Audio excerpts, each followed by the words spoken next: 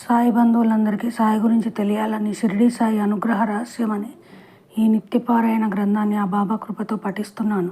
బాబా గ్రంథాలు చదవలేని వారు, చదవడానికి వీల్లేని వారి కోసం కలియుగ దైవమైన ఆ బాబా గురించి తెలుసుకోవాలని ఇంతటి జ్ఞానాన్ని ప్రసాదించిన గ్రంథకర్తను స్మరించుకుంటూ వినయపూర్వకంగా నమస్కరించి పరమపావనమైన గ్రంథ పారాయణాన్ని కృతజ్ఞతాభావంతో బాబాకు గ్రంథకర్తకు అర్పణగా ప్రారంభిస్తున్నాను. ఇక అధ్యాయంలోకి వెళ్దాం. ఓం షిరిడీ సాయి పరమ గురుభ్యో నమః. అధ్యాయం 56. షిరిడీ సాయి అద్భుత లీల. సాధకుడికి ఎన్నో అనుభవాలు కలుగుతాయి. ఆ అనుభవాలన్నీ కొన్ని గంటలు, కొన్ని రోజులు మాత్రమే గుర్తుంటాయి. ఆనందాన్ని ఇస్తాయి. కానీ జీవితాంతం గుర్తుంచుకొని ఆనందించే అనుభవాలు కలగడం బహు దుర్లభం. ఆ భాగ్యానికి గురు అనుగ్రహం పూర్ణంగా ఉండాలి. కొన్ని అనుభవాలు అనుభవం కలిగిన వ్యక్తికి మాత్రమే ఆనందాన్ని, ఆశ్చర్యాన్ని కలిగిస్తాయి. కానీ అందరికీ ఆనందాన్ని, ఆశ్చర్యాన్ని కలిగించే అనుభవం ఒక సాధకుడికి కలగడం అసాధ్యం, అసంభవం. ఈ భాగ్యం కేవలం గురు అనుగ్రహం సాధకుడికై వర్షించినప్పుడే సంభవం అవుతుంది. అందరూ ఆనందించి ఆశ్చర్యపడి కలకాలం గుర్తుంచుకునే ఒక అపూర్వ అనుభవాన్ని, లీలను సాయినాథులు చేశారు. దానిని శ్రవణం చేయండి. 2003 ఫిబ్రవరి 19న షిరిడీ సాయి అనుగ్రహ పీఠంలో సాయి విగ్రహ ప్రతిష్ఠ ముహూర్తం నిర్ణయించబడింది. విగ్రహం కోసం షిరిడీలో జనవరి 23న అడుగుపెట్టాము. సాయి విగ్రహాన్ని కొని సమాధి మందిరంలోకి ప్రత్యేక దర్శనంతో వెళ్ళి తిరిగి వచ్చిన తర్వాత గురుస్థాన్ వద్ద 18 ఫోటోలు తీసాము. విగ్రహాన్ని ప్యాక్ చేశాము. సాయంత్రం 4 గంటలకు కడిగిస్తే ఒక్క ఫోటో కూడా రాలేదు. చాలా బాధపడ్డాము. మన వల్లనే ఏదైనా లోపం జరిగిందా అని చింతించాము. కానీ కెమెరా లోపమని తెలిసింది. కెమెరా మళ్ళీ లోడ్ చేసి బాధతో సమాధి మందిరం వైపు బయలుదేరాము. వస్తూ ఉంటే గురుస్థాన్లో ఒక్కరు కూడా లేక ఖాళీగా ఉంది. అక్కడ కొన్ని ఫోటోలు తీసుకున్నాము. లక్ష్మీబాయి ఇంట్లో, మహల్సాపతి ఇంట్లో, శ్యామ ఇంట్లో, సమాధి మందిరంలో ఫోటోలు తీసుకున్నాము. కొనవలసినవన్నీ కొనుక్కున్నాము. రూమ్కి పోయేటప్పుడు ఫోటోలన్నీ తీసుకొని వెళ్ళాము. అందరూ ఫోటోలు బాగా వచ్చాయని సంతోషించారు. నేను కూడా చూసి ఆనందించాను. కానీ ఎందుకు సాయి భయంకరమైన శిక్ష నాకు వేశాడని బాధపడుతున్నాను మనసులో. 26వ తేదీ వైజాగ్ రావడానికి అందరూ సిద్ధమవుతున్నారు.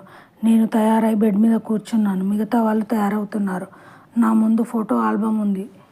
ఎందుకు ఆ ఫోటోలన్నీ మళ్ళీ చూడాలనిపించింది. చూస్తూ ఉన్నాను. ఆశ్చర్యం, అద్భుతం, అపూర్వం. గురుస్థాన్ వద్ద తీసుకున్న ఫోటోలో సాయి మా పక్కనే నిలబడి ఉన్నాడు. తుల్లిపడ్డాను. నా భ్రాంతి అని మళ్ళీ చూశాను. ఈసారి ఇక స్పష్టంగా కనిపించింది. ఆ ఫోటో అందరికీ చూపించాను. వాళ్ళు కూడా కొన్ని క్షణాల ఆశ్చర్యంలో మునిగిపోయారు. సాయి, నీ స్థూల దేహ ఫోటోలు రాలేదని, సాక్షాత్ నీ సూక్ష్మరూప దర్శనాన్ని మాకు ప్రసాదించావా అని ఎంతో ఆనందించాము. ఈ ఫోటో వైజాగ్లో భక్తులందరూ చూసి ఇది కనీవిని ఎరగని లీల అని అందరూ ఆశ్చర్యపోయారు, ఆనందించారు.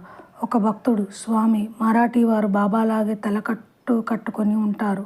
మీరు ఆ పొగలలో ఒక వ్యక్తిని చూసి సాయి అని భ్రాంతి పడుతున్నారేమోనని ప్రశ్నించాడు.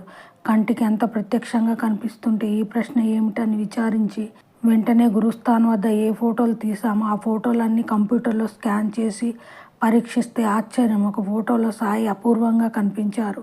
ఆ ఫోటోలో ఎక్కడ చూసినా సాయి ముఖం కనబడుతోంది. మరొక ఫోటోలో సాయి కన్నులు కనిపించాయి. ఈ ఫోటోలు పీఠంలో దొరుకుతాయి, ప్రత్యక్షంగా చూడవచ్చును. సాయి విగ్రహాన్ని రైల్లో బెర్త్ మీద పెట్టి నేను పక్కనే పడుకున్నాను. రాత్రి ఆ విగ్రహం నుండి ఓం నమః శివాయ మంత్రం మరియు ఏవో కొన్ని వేద మంత్రాలు వినపడ్డాయి. సాయి దివ్య దర్శనం ఇచ్చారు. సమయం చూస్తే 4 గంటలు అవుతుంది. ఈ విషయం మిగతా వారికి చెప్పాను.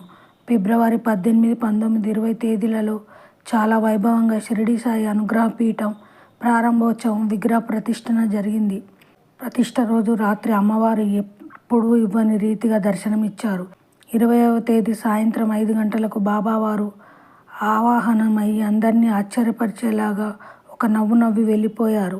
ఈ ఫోటోను 332వ పేజీలో చూడవచ్చును. 2వ లీల. ఏప్రిల్ 29న రమాదేవి వర్మగారి దంపతుల ఇంటిలో సంకీర్తన కార్యక్రమం జరిగింది. ఆ కార్యక్రమంలో కొన్ని ఫోటోలు తీశారు. ఆశ్చర్యంగా ఆ ఫోటోలలో ఒక ఫోటోలో సాయి కన్నులు చాలా స్పష్టంగా పడ్డాయి. కార్యక్రమం చివరన హారతి ఇచ్చినప్పుడు ఆ పొగలలో సాయి రూపం చాలా స్పష్టంగా పడింది. ఈ ఫోటో పుస్తకంలో చూడవచ్చును. ఈ ఫోటోలు కూడా పీఠంలో లభించును. 3వ లీల.